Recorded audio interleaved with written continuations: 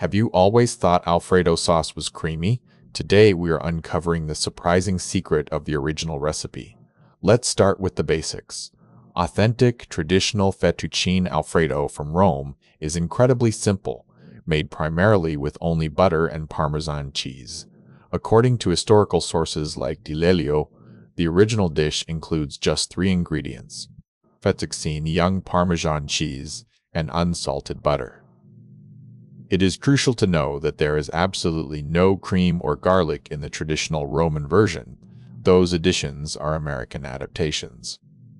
The real magic happens when you melt the butter and emulsify it with grated cheese and hot pasta water to create a rich, creamy texture.